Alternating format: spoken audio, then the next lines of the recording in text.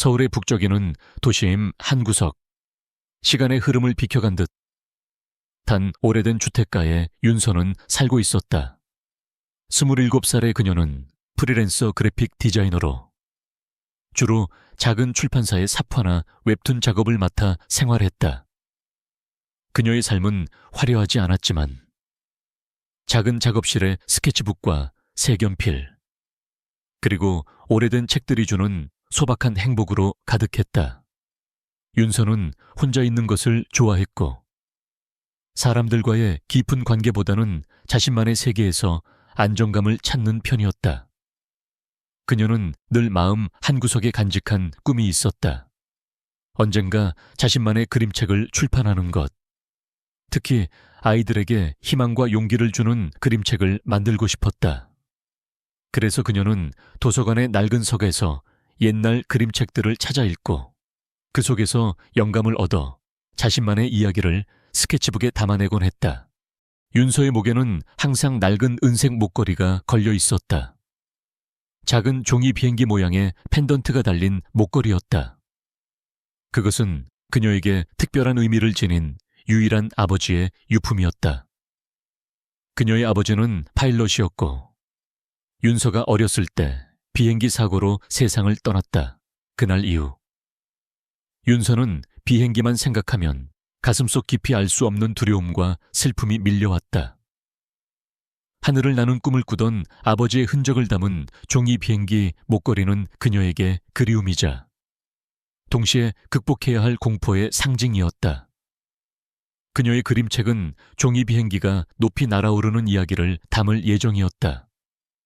그것은 단순히 그림책이 아니라 아버지에 대한 그리움과 자신의 트라우마를 극복하려는 그녀만의 방식이었다. 어느 쌀쌀한 가을 저녁, 윤서는 퇴근길에 늘 들르던 공원 벤치에 앉아 스케치북에 그림을 그리고 있었다. 찬바람이 불어와 그녀의 얇은 코트 속으로 스며들었다. 그때 저 멀리 벤치 끝에 낡은 담요를 두른 채 웅크리고 있는 노인이 눈에 들어왔다.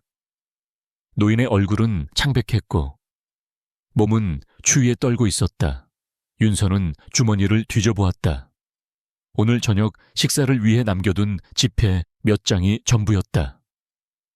그녀의 배도 고팠지만 노인의 모습에서 외면할 수 없는 안타까움을 느꼈다. 윤서는 망설이지 않았다. 그녀는 자리에서 일어나 편의점으로 향했다. 남은 돈으로 가장 따뜻하고 영양가 있는 죽 한 그릇과 작은 손난로 하나를 샀다. 다시 노인에게 돌아온 윤서는 조심스럽게 노인의 어깨를 두드렸다. 할아버지, 이거 드세요. 몸 녹이시고요. 윤서는 따뜻한 죽을 내밀고 손난로를 노인의 손에 쥐어주었다. 노인은 파리하게 질린 얼굴로 윤서를 올려다보았다. 그의 눈에는 깊은 피로와 함께 따뜻한 온기가 스쳤다. 노인은 말없이 윤서의 손을 잡았다. 그의 거칠고 차가운 손에서 윤아는 삶의 무게를 느꼈다. 아가씨, 정말 고마워요. 따뜻한 마음 잊지 않을게요. 노인의 목소리는 쉬어 있었지만 그 진심은 윤서의 마음을 따뜻하게 만들었다. 윤서는 따뜻하게 미소 지으며 노인에게 인사를 하고 자신의 길을 재촉했다. 그녀는 그날 저녁을 굶었지만 마음만은 그 어느 때보다 충만했다. 집으로 돌아온 윤서는 피곤한 몸을 이끌고 침대에 누웠다. 그녀의 머리맡에는 낡은 종이 비행기 목걸이가 빛나고 있었다. 그녀는 가끔 잠들기 전 아버지의 옛날 사진들을 꺼내보곤 했다. 파일럿 제복을 입고 환하게 웃고 있는 젊은 아버지의 모습은 그녀에게 늘 따뜻한 위안이 되어주었다. 하지만 동시에 그녀의 마음속 깊은 곳에는 비행기에 대한 막연한 두려움이 그림자처럼 드리워져 있었다. 그녀는 비행기를 타고 먼 곳으로 떠나야 할 상황이 닥치지 않기를 바라며 매일 밤을 보냈다. 그녀의 평화롭던 삶에 곧 거대한 변화가 찾아올 것이라는 사실을 꿈에도 알지 못한 채 운명의 바람은 이미 그녀의 작은 종이 비행기를 향해 불어오기 시작하고 있었다. 윤서의 일상에 잔잔하게 흐르던 평화는 한 통의 전화로 인해 거대한 파문이 일기 시작했다. 서울의 한 유명 출판사에서 걸려온 전화였다. 수화기 너머의 목소리는 다급했지만 희망으로 가득 차 있었다.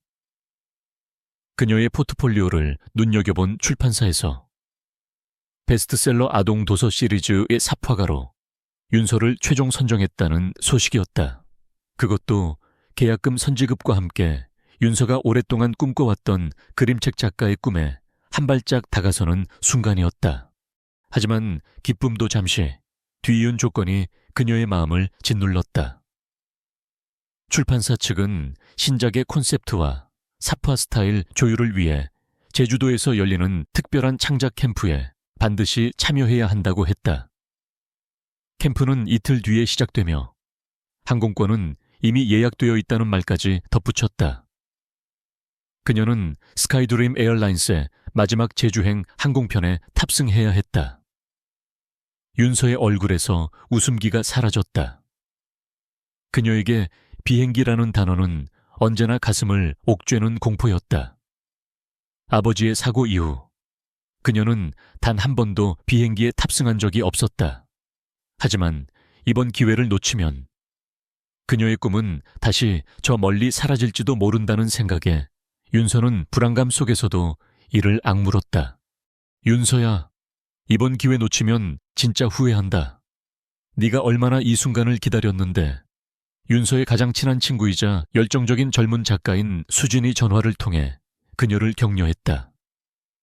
수진은 윤서의 꿈과 비행기 공포증을 누구보다 잘 이해하고 있었다. 그녀는 윤서를 제주도에서 기다리기로 했다. 내가 제주도에서 딱 버티고 있을게. 너는 그냥 날아오기만 하면 돼. 한편 대한민국 항공업계의 거물 스카이드림 에어라인스의 젊은 회장 이하는 그날도 숨가쁜 하루를 보내고 있었다. 그는 30 중반의 나이에도 불구하고 그룹을 혁신적으로 이끌며 업계의 신선한 바람을 불어넣고 있었다. 이하는 탁월한 경영 능력과 냉철한 판단력을 지녔지만 일 외에는 무미건조한 삶을 살고 있었다. 그의 삶은 오직 회사와 숫자로만 채워져 있었다. 하지만 최근 그는 오랜 지병인 심장질환으로 고통받고 있었고 잦은 스트레스와 과로는 그의 건강을 위협하고 있었다. 그는 오늘 중요한 해외 투자자 미팅을 위해 제주도로 향하는 비행기에 탑승해야 했다.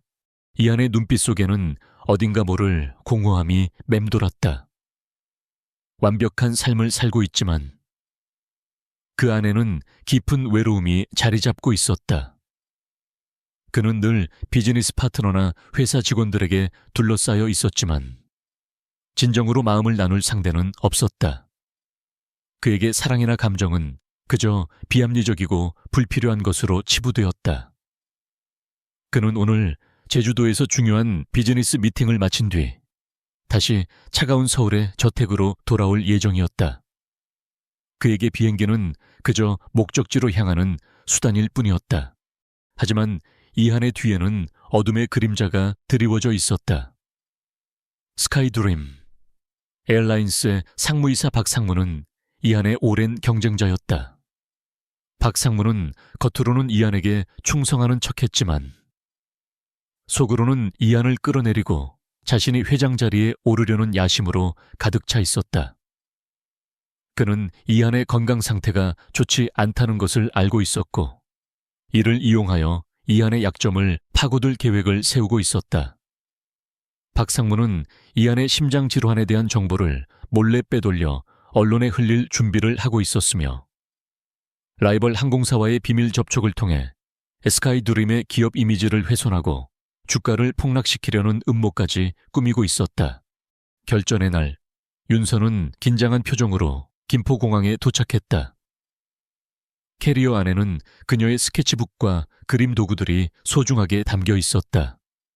비행기 공포증 때문에 속이 울렁거렸지만 그녀는 심호흡을 하며 애써 평정심을 유지하려 했다.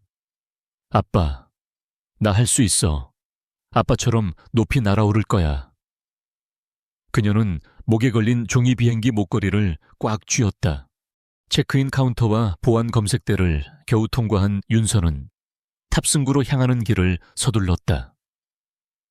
이제 조금만 더 가면 된다는 생각에 발걸음을 재촉했다. 그때였다. 윤서의 눈앞에서 한 남자가 갑자기 가슴을 부여잡고 쓰러졌다. 그의 얼굴은 새하얗게 질려 있었고 숨을 헐떡이고 있었다. 주변 사람들은 놀라 비명을 지르거나 당황하여 웅성거릴 뿐 누구 하나 쉽게 다가서지 못했다. 비행기 탑승 마감 시간이 얼마 남지 않았다는 안내방송이 공항에 울려 퍼졌다. 윤서의 눈은 탑승구와 쓰러진 남자 사이에서 갈등했다. 그녀의 꿈이냐? 한 생명이냐? 머릿속에서는 비행기를 놓치면 안 돼 라는 경고음이 울렸지만 그녀의 마음은 이미 쓰러진 남자에게로 향하고 있었다.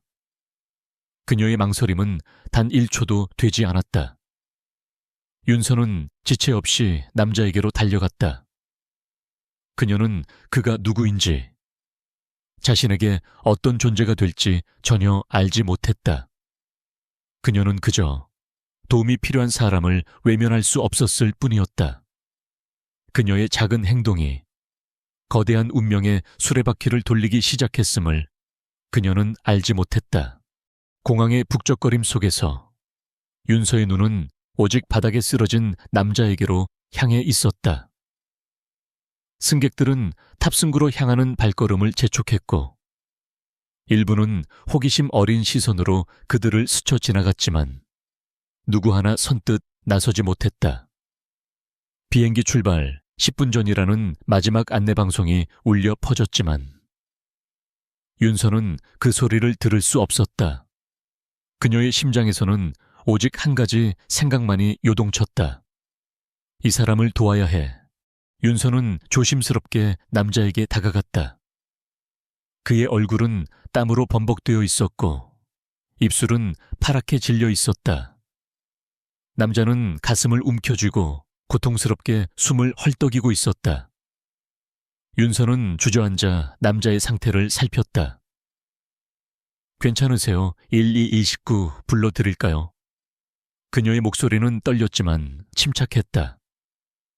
남자는 고통스러운 숨을 몰아쉬며 고개를 겨우 젓는 듯. 됐다. 그때 윤서의 눈에 남자의 손에 들려있던 작은 알약통이 들어왔다. 심장약인 듯. 됐다. 약 드셔야 할 것 같아요. 윤서는 당황하지 않고 주변을 둘러봤다. 물을 찾아야 했다. 그녀는 재빨리 가장 가까운 편의점으로 달려갔다. 1분 1초가 급한 상황이었다. 윤서는 편의점 직원을 붙잡고 다급하게 물 한 병을 요청했다. 다시 남자에게로 돌아온 윤서는 떨리는 손으로 약통을 열어 알약을 꺼냈다. 그리고 조심스럽게 남자의 입에 약을 넣어주고 물을 마시게 도왔다. 남자는 힘겹게 약을 삼켰다. 시간이 흐르고 남자의 거친 숨소리가 조금씩 진정되는 듯했다. 얼굴에 핏기가 돌기 시작했고 겨우 눈을 떴다. 윤서는 남자가 안정되는 것을 확인하고 나서야 안도의 한숨을 쉬었다. 괜찮으세요? 병원 가셔야 해요. 남자는 희미하게 미소 지었다. 덕분에 살았습니다. 정말 감사합니다. 그의 목소리는 아직 힘이 없었지만 그 진심은 윤서에게 고스란히 전해졌다. 그때쯤이 되자 공항 직원들과 의료진이 다급하게 달려왔다. 윤서는 남자를 의료진에게 인계하고 나서야 자신의 상황을 깨달았다. 탑승구는 이미 닫혀 있었고 그녀의 비행기는 활주로를 향해 움직이고 있었다. 거대한 금속 덩어리가 하늘로 솟아오르는 것을 보며 윤서의 눈에서는 뜨거운 눈물이 흘러내렸다. 꿈을 향한 첫걸음이 이렇게 허무하게 좌절되다니. 그녀는 울음을 참으려 애썼지만 억울함과 절망감이 뒤섞여 북받쳐 올랐다. 한편 응급처치를 받은 이하는 의무실로 옮겨져 안정을 취하하고 있었다. 그는 자신의 생명을 구해준 윤서의 모습을 떠올렸다. 위급한 상황 속에서도 침착하게 자신을 도왔던 그녀의 모습, 그리고 비행기를 놓쳤다는 사실에 절망하며 눈물을 흘리던 그녀의 모습이 그의 뇌리에서 떠나지 않았다. 차가웠던 이안의 심장 한구석에 알 수 없는 따뜻한 감정이 피어올랐다. 그는 살면서 많은 사람들의 존경과 아부를 받아왔지만 자신에게 아무것도 바라지 않고 순수하게 도움을 준 사람은 윤서가 처음이었다. 그 아가씨 괜찮은 겁니까? 이하는 옆에 서 있던 비서에게 물었다. 네. 회장님, 비행기는 놓치셨지만 곧 다음 편으로 예약해 드릴 예정입니다. 비서가 답했다. 아니, 그게 아니라. 이하는 잠시 말을 멈췄다.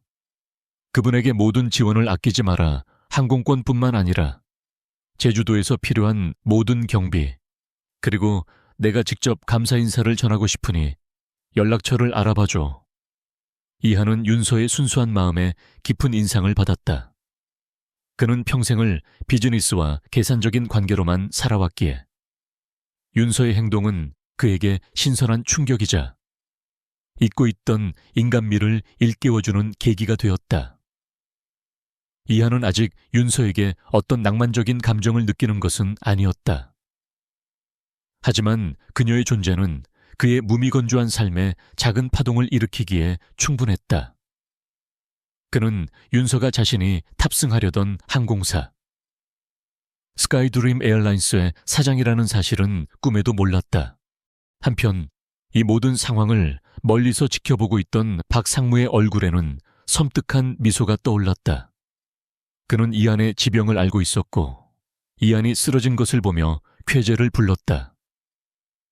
그러나 예상치 못하게 나타난 윤서가 이안을 도왔고 이안이 윤서에게 관심을 보이는 것을 보며 박상무는 새로운 계략을 세웠다. 하하, 이한이 저런 평범한 여자에게 마음을 주다니 저걸 이용하면 되겠군. 박상무는 이안의 비서가 윤서의 정보를 알아보는 것을 몰래 엿들었다. 그는 윤서가 미라클 그룹의 회장에게 특별한 감정을 가지고 있다는 거짓 소문을 만들어내고 이를 통해 이안을 공격할 계획을 세웠다. 이안이 사적인 감정 때문에 회사 업무에 소홀하고 심지어 정체불명의 여자에게 빠져있다는 식으로 여론을 조작하여 이안의 권위를 실추시키려 했다. 박상무는 자신이 직접 고용한 정보원을 통해 윤서의 뒷조사를 시작했다. 그의 목적은 윤서의 약점을 찾아내어 이안을 무너뜨릴 결정적인 무기로 사용하는 것이었다.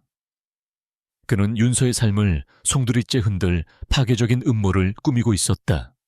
윤서는 공항 라운지에 앉아 친구 수진에게 전화했다. 수진아, 나 비행기 놓쳤어. 어떤 아저씨가 쓰러져서 도와주다가 그만. 윤서의 목소리는 절망감으로 가득했다.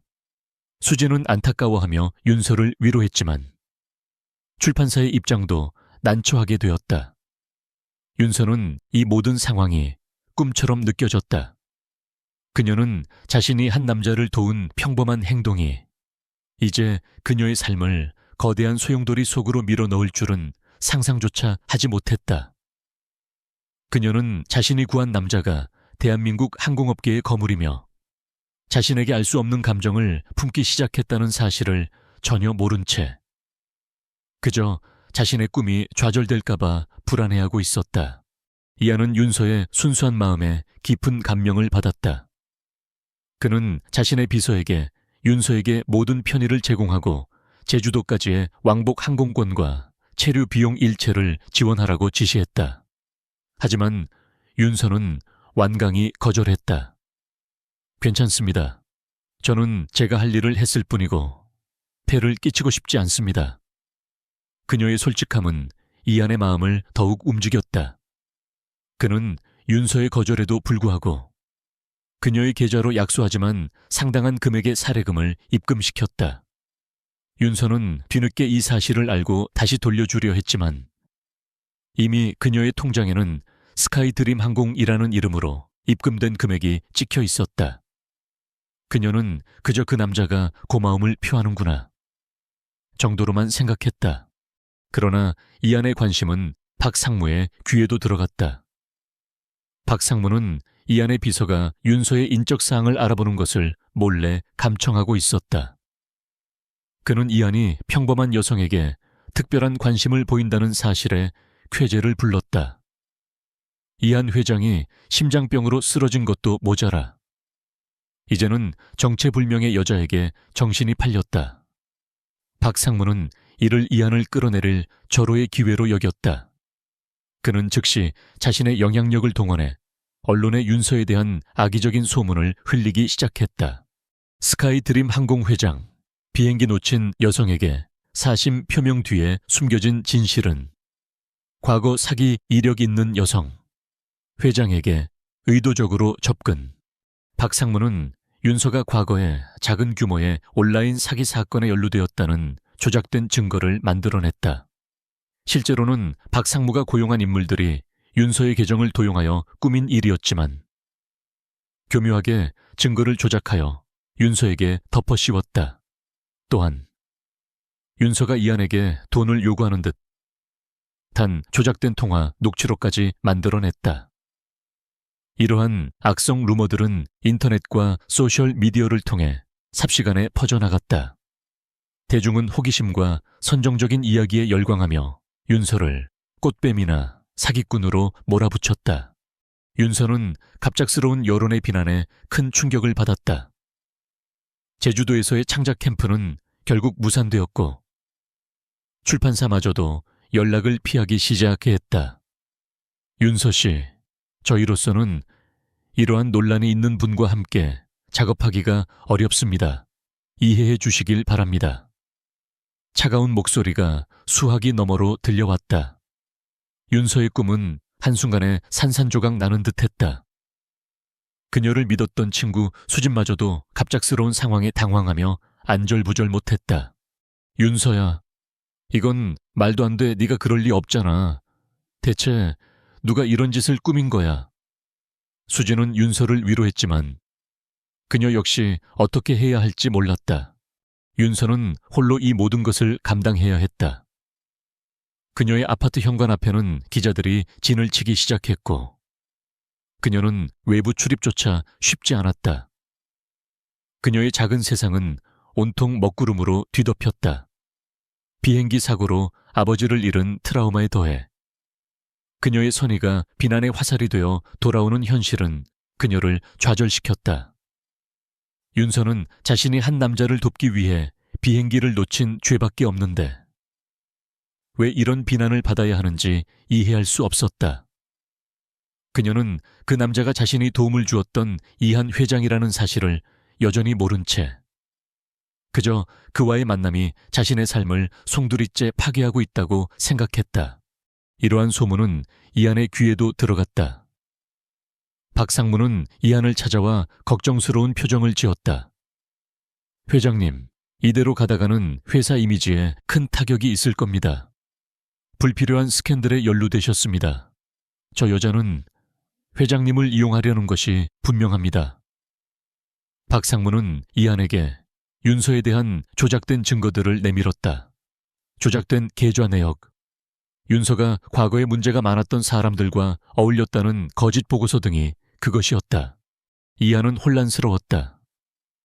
그는 윤서의 순수한 눈빛을 기억하고 있었지만 박상무가 내민 증거들은 너무나도 그럴듯했다. 그는 회사의 명예와 자신의 위치를 지켜야 하는 쇼였다. 이한은 회의적인 시선으로 윤서에 대한 조사 결과를 검토했다. 그의 냉철한 이성은 윤서의 진실을 의심하기 시작했다. 그의 머릿속은 복잡했다. 내가 그녀를 너무 쉽게 믿었던 건가? 결국 이한은 윤서와의 관계를 공식적으로 부인하는 기자회견을 열기로 결정했다. 박상무는 이 기회를 이용하여 이한의 경영 능력이 흔들리고 있으며 사생활 문제로 회사에 피해를 입혔다고 공격할 계획이었다. 그는 기자회견에서 윤서를 의도적으로 접근한 사기꾼으로 몰아쓰고 이한의 도덕성에 치명적인 상처를 입힐 작정이었다.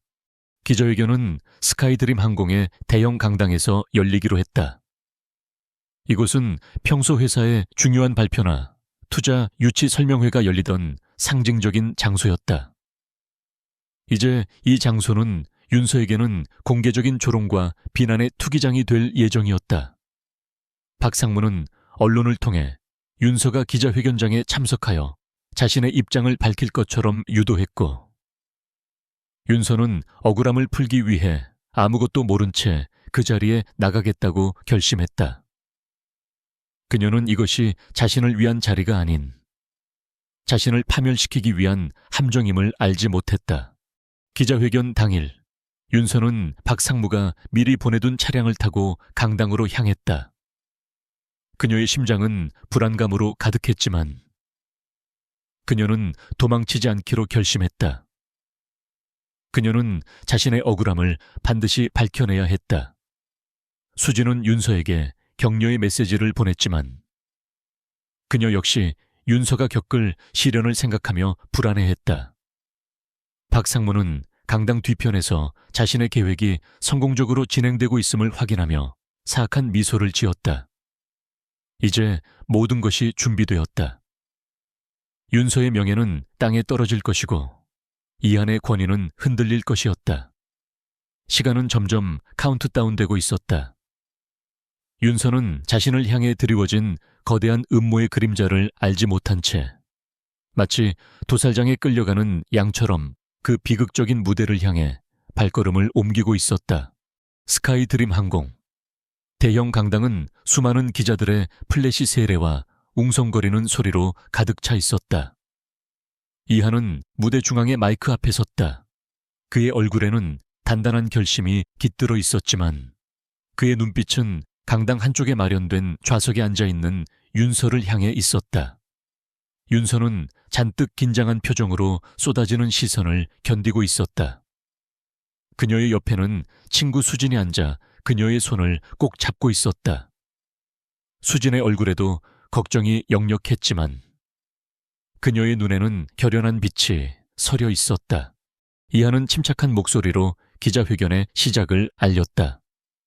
존경하는 언론인 여러분, 그리고 시민 여러분, 오늘 저는 최근 스카이 드림 항공을 둘러싼 불미스러운 소문과 관련하여 명확한 입장을 밝히고자 이 자리에 섰습니다. 그의 말이 끝나자마자 박상무가 능글맞은 미소를 지으며 이한의 옆에 다가섰다. 그는 기자들에게 준비된 자료를 배포하며 말을 시작했다. 이한 회장님께서는 최근 건강 문제와 더불어 개인적인 문제로 인해 큰 어려움을 겪고 계십니다. 특히 여기 계신 윤서 씨와의 불미스러운 소문은 회장님의 명예를 심각하게 훼손하고 회사 이미지에까지 악영향을 미치고 있습니다. 박상무는 준비된 조작된 증거 사진들을 스크린에 띄웠다. 윤서가 마치 돈을 요구하는 듯 단 조작된 은행 거래 내역, 그녀가 수상한 인물과 은밀하게 만나는 것처럼 보이도록 편집된 CCTV 영상들이 차례로 공개되었다. 기자들의 플래시가 쉴 새 없이 터졌고 강당은 술렁거렸다. 제오, 여자는 이한 회장님의 선의를 악용하여 접근한 파렴치한 사기꾼입니다. 박상무의 목소리가 강당에 울려 퍼졌다. 저희는 이한 회장님의 피해를 막기 위해 철저히 조사했고 그녀의 과거와 의도적인 접근이 명백히 드러났습니다. 윤서는 얼굴이 새하얗게 질렸다. 그녀의 심장은 쿵쾅거렸고 손발이 얼음장처럼 차가워졌다. 온몸의 피가 역류하는 듯한 느낌이었다. 쏟아지는 비난과 조롱 섞인 시선 속에서 그녀는 아무 말도 할 수 없었다. 눈에서는 뜨거운 눈물이 왈칵 쏟아져 내렸다. 그녀는 온몸으로 억울함을 표현했지만 그 어떤 변명도 들리지 않는 듯 했다. 기자들은 기다렸다는 듯이 윤서를 향해 질문 세례를 퍼부었다. 정말 회장님께 의도적으로 접근하신 겁니까? 과거 사기 전과가 사실입니까? 윤서는 고개를 숙인 채 오열할 뿐이었다. 모든 것이 박상무의 계획대로 흘러가는 듯 했다. 그는 회심의 미소를 지으며 이한을 힐끗 바라봤다. 이한의 얼굴에는 고뇌와 체념이 뒤섞여 있었다.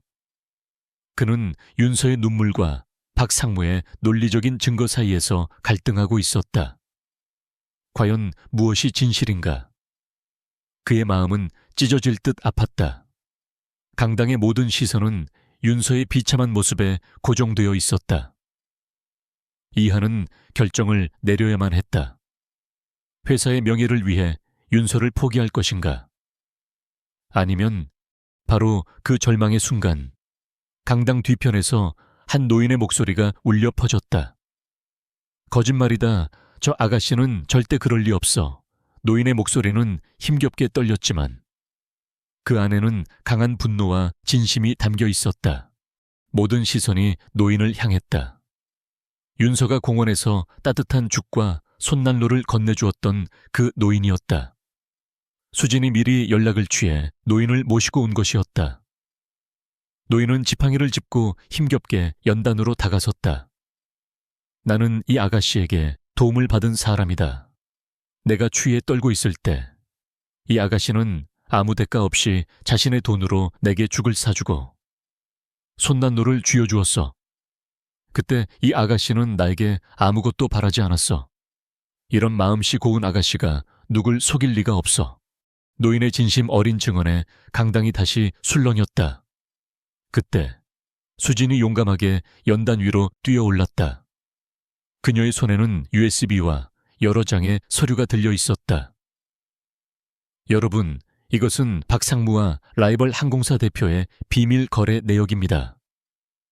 그리고 이것은 박상무가 윤서에게 불리한 증거들을 조작하고 언론에 뿌리도록 지시하는 녹취 파일입니다. 수진은 미리 준비해온 녹취 파일을 강당 스피커를 통해 재생했다. 박상무의 음성이 강당에 울려 퍼졌다. 그 여자, 윤서라는 애 말이야. 어떻게든 엮어서 스캔들을 만들어야 해. 이한 회장이 심장병으로 쓰러진 것과도 엮고 그녀가 돈 때문에 의도적으로 접근한 것처럼 보이게 하라고. 강당은 충격에 휩싸였다. 기자들은 믿을 수 없다는 듯 서로를 바라보았다. 그들은 재빨리 카메라를 박상무에게로 돌렸다. 박상무의 얼굴은 사색이 되었다. 그의 완벽한 계획은 한순간에 물거품이 되었다. 그는 당황하여 도망치려 했지만 이한의 지시를 받은 보안팀에 의해 즉시 제지당했다. 이한은 싸늘한 눈빛으로 박상무를 바라보았다. 그의 눈에는 더 이상 의심이 아닌 분노와 배신감이 가득했다. 이한은 윤서를 향해 다가갔다. 그의 얼굴에는 미안함과 후회가 역력했다. 그는 마이크를 들고 떨리는 목소리로 선언했다. 여러분, 저는 오늘 이 자리에서 윤서 씨에게 진심으로 사과드립니다. 저는 그녀의 선의를 의심하고 그녀를 믿지 못했습니다. 저를 비행기에서 쓰러지게 했던 바로 그 순간 저의 생명을 구해주신 분이 바로 윤서 씨입니다. 그녀는 자신의 꿈을 포기하면서까지 저를 도왔습니다. 그리고 저는 그녀가 저의 스카이 드림 항공의 회장인 이한이라는 사실을 알면서도 그녀를 비난의 도마 위에 올렸습니다. 모든 책임은 저에게 있습니다. 그리고 박상무는 법의 심판을 받게 될 것입니다. 강당은 우레와 같은 박수 소리로 뒤덮였다. 기자들은 윤서를 향해 카메라를 터뜨렸지만 이제 그들의 시선에는 존경과 미안함이 가득했다. 윤서는 눈물을 흘리며 고개를 들었다.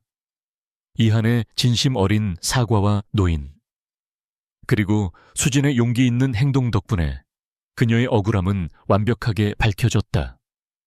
그녀는 더 이상 비난의 대상이 아니었다. 그녀는 선의를 베풀었고 그 선의는 결국 그녀에게 빛이 되어 돌아왔다. 그녀의 명예는 가장 극적인 방식으로 가장 완벽하게 회복되었다. 이한의 눈에는 윤서를 향한 깊은 존경과 함께 걷잡을 수 없는 사랑의 감정이 피어오르기 시작했다. 박상무의 파렴치한 음모가 만천에 드러나자 그는 모든 것을 잃었다. 라이벌 항공사와의 불법적인 거래, 증거 조작, 그리고 이한 회장을 향한 명예훼손 등 그에게 적용된 혐의는 셀 수 없이 많았다. 박상무는 모든 직위에서 해임되었고 즉시 법의 심판을 받게 되었다. 그의 탐욕은 결국 자신을 파멸로 이끌었다. 그와 공모했던 라이벌 항공사 역시 대대적인 조사를 받으며 이미지에 치명적인 타격을 입었다. 공항 강당에서 벌어진 기자회견은 단순한 스캔들을 넘어 기업 내부의 비리를 폭로하는 역사적인 사건으로 기록되었다.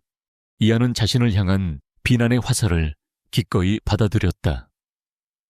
기자회견에서 윤서에게 공개적으로 사과한 후 그는 언론과의 추가 인터뷰를 통해 자신의 불찰을 인정하고 윤서의 용기와 선의를 칭송했다. 저는 윤서 씨의 진심을 알아보지 못했습니다. 저의 어리석음이 그녀에게 헤아릴 수 없는 고통을 주었습니다. 그녀는 진정한 영웅입니다. 그의 진심 어린 태도는 대중의 마음을 움직였고 이하는 위기를 극복하고 더욱 존경받는 리더로 거듭났다. 이하는 윤서를 향한 자신의 감정이 단순한 감사나 호감이 아님을 깨달았다. 그녀의 순수함과 용기, 그리고 어떤 상황에서도 흔들리지 않는 선량함은 그의 차가운 심장을 녹였다. 그는 더 이상 숫자로만 세상을 바라보지 않았다. 인간적인 가치, 즉 진실된 마음과 공감의 중요성을 깨달았다. 그의 경영 방식도 변화하기 시작했다. 이하는 고객 만족을 넘어 직원들의 복지와 사회적 책임에 더욱 큰 비중을 두며 스카이드림 에어라인스를 단순한 기업이 아닌 인류의 더 나은 미래에 기여하는 회사로 만들겠다고 선언했다. 이하는 윤서에게 공식적으로 스카이드림 에어라인스의 예술 고문, 아트 컨설턴트 자리를 제안했다. 윤서 씨의 예술적 감각과 따뜻한 시선이 저희 항공사에 필요합니다. 비행을 단순한 이동수단이 아닌 사람들에게 꿈과 위로를 주는 특별한 경험으로 만들고 싶습니다. 이하는 또한 윤서의 어린 시절 꿈인 그림책 출판을 전폭적으로 지원하겠다고 약속했다. 그녀가 구상하던 종이 비행기 그림책을 스카이드림 에어라인스의 공식 캐릭터와 스토리로 만들어 전 세계 아이들에게 희망을 선사하고 싶다고 제안했다. 이는 윤서에게 물질적인 보상을 넘어 그녀의 꿈을 실현하고 사회에 긍정적인 영향을 미칠 수 있는 의미 있는 기회였다. 윤서는 처음에는 망설였다. 거대한 기업의 일원이 된다는 것이 그녀의 소박한 삶과는 너무도 달랐기 때문이다. 하지만 이한의 진심과 자신의 그림으로 아이들에게 희망을 줄 수 있다는 생각에 그녀는 제안을 수락했다. 그녀는 이제 더 이상 프리랜서 디자이너가 아닌 스카이드림, 에어라인스의 중요한 일원이자 그림책 작가로서 새로운 도전을 시작하게 되었다. 그날 저녁 이하는 윤서를 특별한 곳으로 초대했다. 한강이 내려다 보이는 고급 레스토랑의 창가 자리였다. 테이블 위에는 은은한 촛불이 빛나고 있었고 잔잔한 재즈 음악이 흘렀다. 이하는 윤서에게 직접 준비한 꽃다발을 건넸다. 윤서는 살짝 붉어진 얼굴로 꽃을 받아들었다. 윤서 씨, 그날 공항에서 당신이 저를 구해줬을 때 저는 당신이 저의 인생을 바꿔놓을 사람이라는 것을 직감했습니다. 이한이 진지한 눈빛으로 윤서를 바라보았다. 저는 지금까지 오직 성공과 숫자에만 매달려 살아왔습니다. 인간적인 감정은 불필요하다고 생각했죠. 하지만 당신의 순수한 선의는 저의 모든 신념을 흔들었습니다. 윤서는 조용히 이한의 말을 들었다. 그녀는 여전히 그 남자가 거대 항공사의 사장이라는 사실이 꿈만 같았다. 사실 그날 당신이 쓰러진 저를 도와줬을 때 저는 제가 타고 가야 할 비행기를 놓치는 것보다 당신이 더 걱정됐어요. 어렸을 때 아버지 사고 때문에 비행기가 늘 무서웠는데 당신을 돕는 순간에는 그 두려움마저 잊었죠. 윤서가 솔직하게 고백했다. 그리고 박 상무님의 음모 때문에 모든 것을 잃을 뻔했을 때 저는 너무나 힘들었어요. 하지만 회장님께서 저를 믿어주시고 제 꿈까지 지원해 주셔서 정말 감사합니다. 이하는 윤서의 손을 조심스럽게 잡았다. 윤서 씨의 용기와 따뜻한 마음이 저를 살렸습니다. 그리고 저에게 사랑이 무엇인지 가르쳐 주었습니다. 그의 눈빛은 흔들림 없이 윤서를 향했다. 윤서 씨, 저는 당신에게 첫눈에 반했습니다. 아니, 어쩌면 당신이 저를 구해주던 그 순간부터였을지도 모르겠습니다. 저와 함께 제 인생의 동반자가 되어 주시겠습니까? 윤서의 눈이 커졌다. 그녀의 심장이 세차게 뛰었다. 그녀는 이안의 진심 어린 고백에 감동했다. 그녀는 고개를 끄덕였다.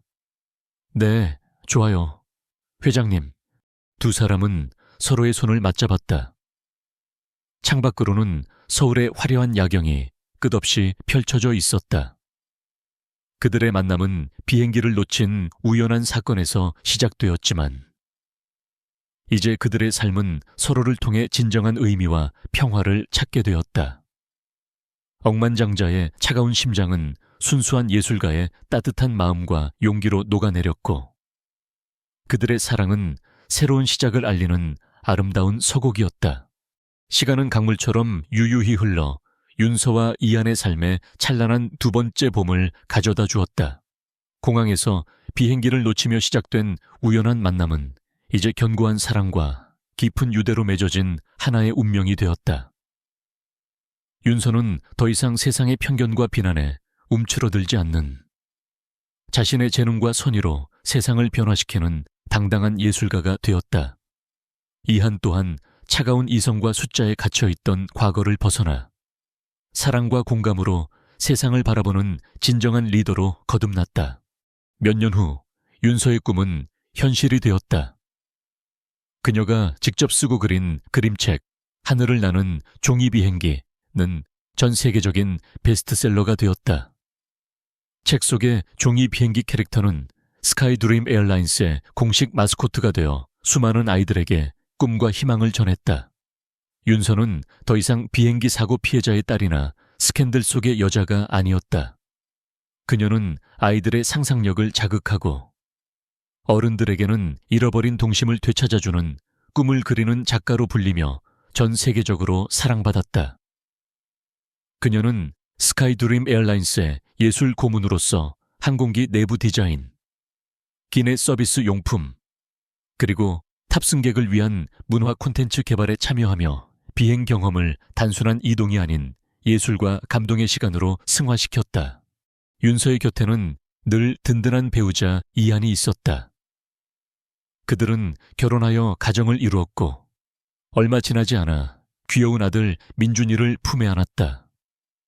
이한은 이제 일과 사랑, 그리고 가정을 완벽하게 조화시키는 삶을 살았다.